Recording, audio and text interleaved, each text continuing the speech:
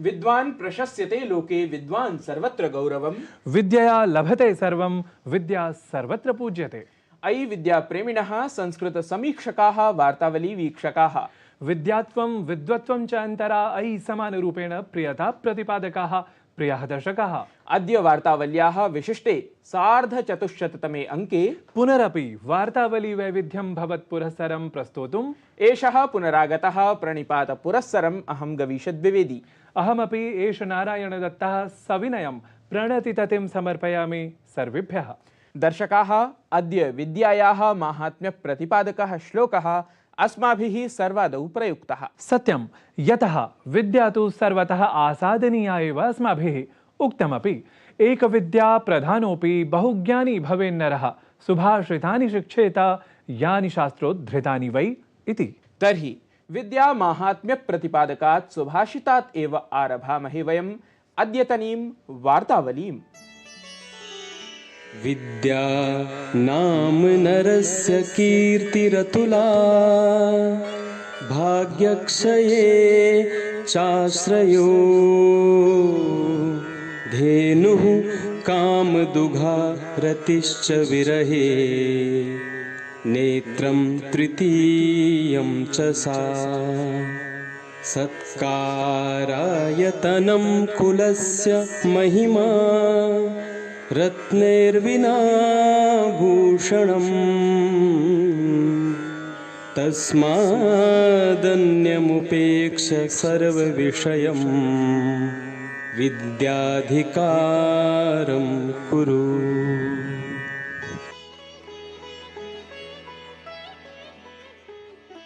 विद्या अनुपम कीर्ति है। भाग्य के क्षय होने पर वह आश्रय देती है। कामधेनु है, विरह में रति समान है। तीसरा नेत्र है, सत्कार का मंदिर है। कुल महिमा है, बिना रत्न का आभूषण है। इसलिए अन्य सब विषयों को छोड़कर विद्या का अधिकारी बनना चाहिए।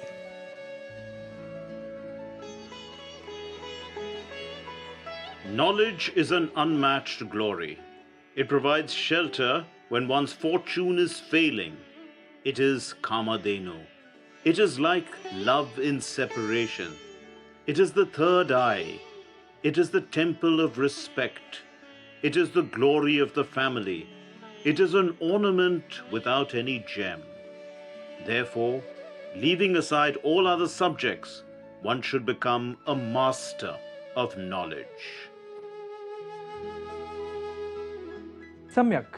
अत्र सुभाषिते विद्यायाः विशेषणानि श्रुतानि सर्वैः। विद्या नूनं रत्नैः विना भूषणमात्रम्। आम्, सम्प्रति साप्ताहिकानि वार्तारत्नानि अपि भूषयितुम् आगतः अस्ति अवसरः। वयं वार्ताः अपि भूषयितुं प्रस्तुमः प्रवाहिस्वरसमन्विताः एताः प्रवाहि वार्ताः। अष्टादश्याः लोकसभायाः संघटनानन्तरं राष्ट्रपतिपदासीना द्रौपदी मुर्मुः संसदः संयुक्तं समुपवेशनं समबोधयत्। अत्र द्रौपदी मुर्मुवर्या गत 10 वर्षेषु मोदीप्रशासनेन विहितानाम् उपलब्धीनां परिगणनं विधाय एतदपि उक्तं यत् भारतं साम्प्रतं सर्वतः विकासपथे समारूढम् इति। राष्ट्रपतिपदासीनायाः द्रौपदी मुर्मुवर्यायाः संसदः संयुक्तोपवेशनक्रमिकात् सम्बोधनात् परं धन्यवादप्रस्तावपरा चर्चा जाता।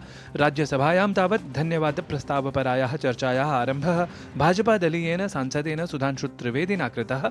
परं लोकसभायां तु विपक्षिदलीयैः कृतस्य तीव्रतरकोलाहलस्य कारणात् चर्चासत्रं साधारणं कार्यजातं च स्थगिते जाते।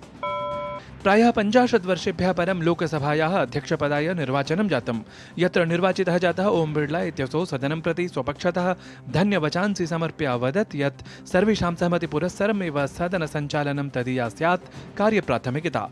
तेन उक्तं यत् संसदि अभिव्यक्तिः भवेत्, परम् अभिव्यक्तिमात्रमाधृत्य कार्यरोधः न उत्पादनीयः इति।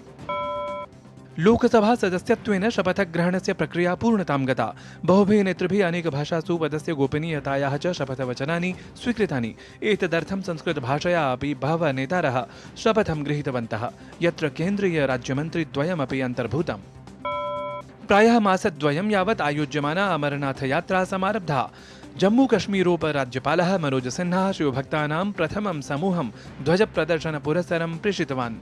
सकलदेशात् सम्प्राप्तेषु शिवभक्तेषु महानुत्साहः दृश्यते। तावत् यात्रामेतां ध्यात्वा तत्र मार्गेषु व्यापकसुरक्षाप्रबन्धाः अपि सन्ति प्रकल्पिताः। संयुक्तराज्यामेरिकादेशे राष्ट्रपतिनिर्वाचनम् उद्दिश्य वादविवादपरः सम्बोधनक्रमः समारब्धः अस्ति। साम्प्रतिकं राष्ट्रपतिं डेमोक्रेटिक् पार्टी इत्येतस्य दलस्य हि प्रत्याशीभूतमपि जो बाइडेन् इत्येतम् अथ पूर्वराष्ट्रपतिं रिपब्लिकन् पार्टी इत्येतस्य दलस्य प्रत्याशिनं डोनाल्ड ट्रम्प इत्येतं च अन्तरा वादविवादपरः सम्बोधनक्रमः एषः आरब्धः। विद्याभ्यासस्तपोज्ञानमिन्द्रियाणां च संयमः अहिंसा गुरुसेवा च निःश्रेयसकरं परम्। अनालस्यं ब्रह्मचर्यं शीलं गुरुजनादरः स्वावलम्बः दृढाभ्यासः षडेते छात्रसद्गुणाः। दर्शकाः गुरुसेवया छात्रगुणैः च स्मारयामः वयं प्राक्तनं विशिष्टं विश्वविद्यालयम्। सम्यक् दर्शकाः स च प्राक्तनः विशिष्टः मगधस्थः नालन्दा विश्वविद्यालयः स्मार्यते च अस्माभिः एतेन प्रतिवेदनविशेषेण अपि।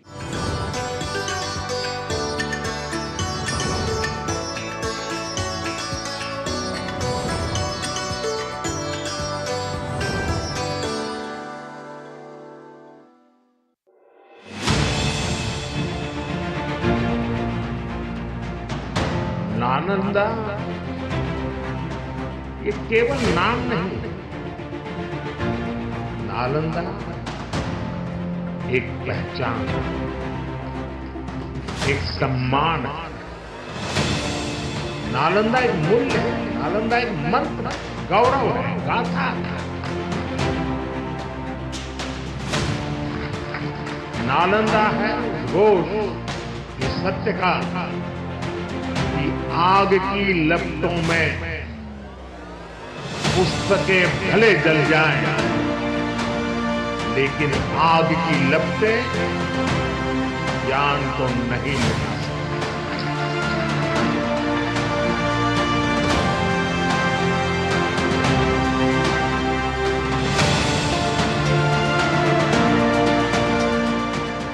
भारतस्य प्राचीन संस्कृति शिक्षा ज्ञान स्थल प्रतीकभूतः जगतः प्रथमावासीय विश्वविद्यालयत्वेन प्रथितः बिहारराज्यस्य राजगीरस्थले अस्ति अवस्थितः नालन्दा विश्वविद्यालयः।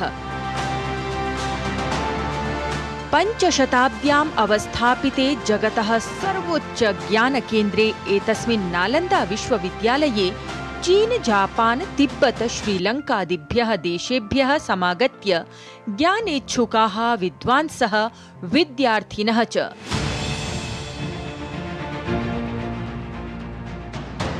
चिकित्सा, आयुर्वेद, व्याकरण, गणितान्तरिक्ष विज्ञान, भारतीय दर्शन, बौद्ध धर्मादि विषयाणां गुरुकुल पद्धत्या अध्ययनं कुर्वन्ति स्म।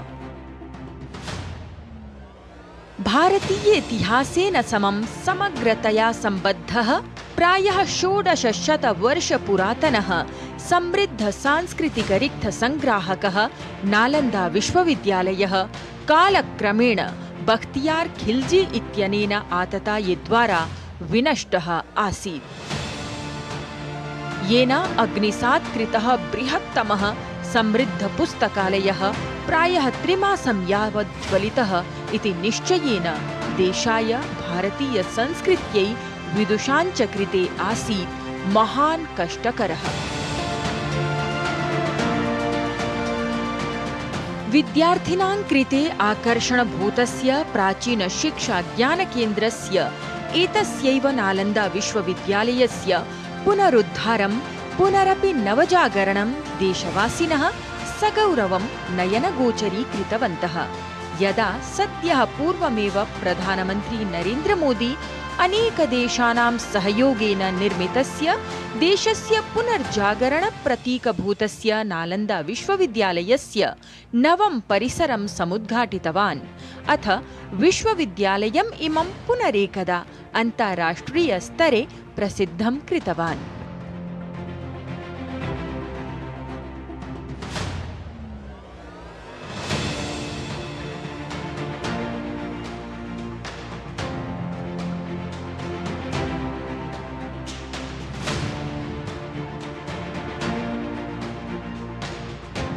नालन्दा विश्वविद्यालयस्य नवपरिसरस्य उद्घाटनकार्यक्रमे प्रायः 17 देशानां प्रतिनिधीनां सम्मानितोपस्थितिः अपि दृष्टिं गता।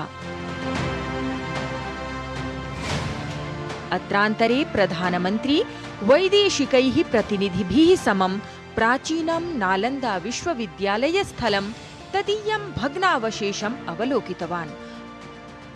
प्राचीनः जगति प्रसिद्धः संस्कृतिशिक्षा ज्ञानकेन्द्रविशिष्टः हि एषः नालन्दा विश्वविद्यालयः अधुना नवत्वं, दृढत्वम्, आत्मनिर्भरत्वं च प्राप्य सम्पूर्णे अपि विश्वे पुनरपि भारतीयं समृद्ध ज्ञान गंगा प्रवाहं प्रसारयिष्यति। वार्तावली वृत्तं डीडी न्यूज़। शोभनं वृत्तं प्राक्तनं नालन्दा विश्वविद्यालयीयं वैभवं ज्ञात्वा गौरवम् अनुभवामि। गौरवं च एतत् साम्प्रतमपि अक्षुण्णमेव गविष, यतः विश्वविद्यालयः सः पुनरपि प्रतिष्ठापितः सन् अन्ताराष्ट्रियस्तरं स्पृशति। एतस्य एव अन्ताराष्ट्रिय नालन्दा विश्वविद्यालयस्य कुलपतिना सह सम्पर्कः साधितः अस्माभिः। तेन सह एव साधितं संवादं पश्यामः सम्प्रति त्रिज्यान्तरवर्तिनि साक्षात्कारक्रमे।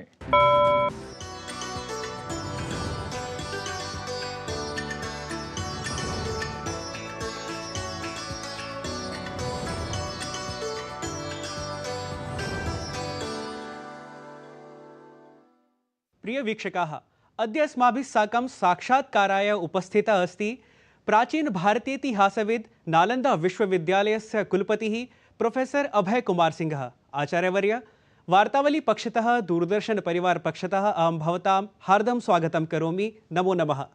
महोदय, सर्वादौ अहं प्रष्टुमिच्छामि यत् निश्चितरूपेण नालन्दा विश्वविद्यालयः प्राचीन भारतस्य प्रतिष्ठितः विश्वविद्यालयः अस्ति। तर्हि अस्य च शिक्षा, ज्ञान, बौद्धिकज्ञानादि विषये योगदानं महत् अस्ति एव। परम् अहं प्रष्टुकामः अस्मि यत् नालन्दा विश्वविद्यालयस्य स्थापनायाः उद्देश्यं किम् आसीत्?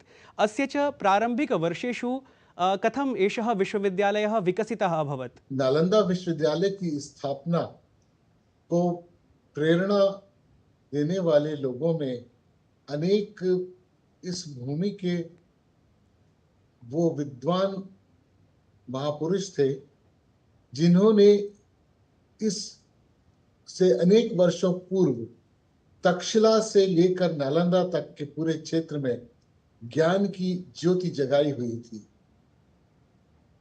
इस विश्वविद्यालय की स्थापना का मुख्य तत्व यहाँ के क्षेत्र के और भारत के सम्राट कुमारगुप्त को जाता है श्रेय, जिन्होंने वर्ष 427 में एक विश्वविद्यालय, आवासीय विश्वविद्यालय की संकल्पना को पूर्ण किया। उस स्थापना के द्वारा उन्होंने ज्ञान के केंद्र को संस्थागत रूप में स्थापित करने का एक नया प्रयोजन दिया। इससे पहले गुरुकुल में विभिन्न क्षेत्रों में विद्या और ज्ञान अर्जन का एक पद्धति थी, पर संस्थागत होने के बाद वो निश्चित रूप से एक और व्यवहारिक और एक उद्देश्यपूर्ण संस्था के रूप में विद्यमान हो सके। आचार्यवर्य, प्राचीन भारते सांस्कृतं शैक्षिकं च पक्षं यदि चर्चयामः तर्हि नालन्दा विश्वविद्यालयं भारतस्य रिक्तरूपेण भवान् कथं वर्णयति? अथ च प्राचीन भारते ऐतिहासिक ज्ञानस्य संरक्षणे प्रसारे च कथम् अस्य विश्वविद्यालयस्य योगदानमस्ति? बहुत अद्भुत बात है, इस महाविहार नालंदा विश्वविद्यालय में ज्ञान को और संस्कृति को जोड़कर उसको एक जीवन प्रदान करने की नई चेष्टा थी। यहाँ पर गुरुकुल से जो प्रभाव लिया गया था वो वही था कि गुरु की सेवा में हर शिक्षक के साथ में कुछ छात्र उसके जुड़े होते थे जो उसके प्रति एक गुरुकुल परंपरा का निर्वाह कर रहे हैं, किंतु वो उस केंद्र में स्थापित थे जहाँ पर अन्य शिक्षक भी थे और उनके साथ भी छात्र छात्रा थे। तो यहाँ वाद विवाद और साथ साथ वार्ता, एक दूसरे से संवाद के माध्यम से ज्ञान इस प्रकार से विकसित किया जा रहा है। सांस्कृतिक रूप से देखा जाए तो इन परंपराओं में वही जीवन था कि जो कभी गुरुकुल में था। अब बस एक परिवर्तन ये आ गया था कि दैनिक आवश्यकताओं की पूर्ति पूर्णतः अब समाज के द्वारा और पात्रता के द्वारा प्रदान की जा रही थी, राजाश्रय से प्राप्त थी। इस कारण जो विद्यार्थी और जो उनके गुरु थे, उनका समस्त जो जीवन का कार्य था और जो समस्त उनका जो समय व्यतीत होता था वो ज्ञानवर्धन में ही होता था।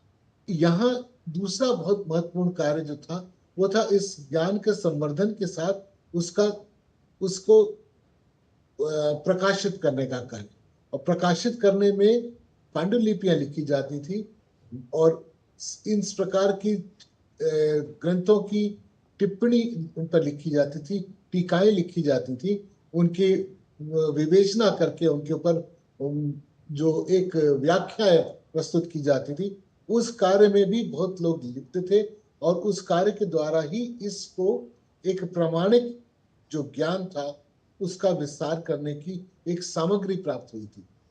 तो हम अगर ये समझें कि यहाँ पर ज्ञान एक मौखिक परंपरा में भी चल रहा था, किंतु उसकी लिखित रूप में उसका जो एक लिपिबद्ध करने का एक कार्य था, ये एक बड़ी भारी विशेषता थी। और अंत में यही पांडुलिपियां और यही लिपिबद्ध साहित्य जो है उसको प्राप्त करने के लिए दूर से यहाँ पर ज्ञान के पिपासु जो लोग आए, जिनमें से चीनी यात्री ह्वेनसांग का सबसे अधिक जिक्र आता है, पाई इसके बाद और इत्सिंग भी और अनेक विद्वान जो सुवर्ण द्वीप के क्षेत्र से आए, कोरिया से आए, वो यही पांडुलिपियां और यही ज्ञान लेकर यहाँ से गए, जिसके द्वारा भारत का उस काल का जो मौलिक जो ज्ञान का हमारा एक बहुत बड़ा समृद्ध साहित्य था उसका कुछ अंश बच सका। तो सांस्कृतिक रूप में अगर आप देखिए तो यहाँ एक और बहुत बड़ा प्रभाव था कि इस परंपरा को जीवित रखना और संस्थागत करना,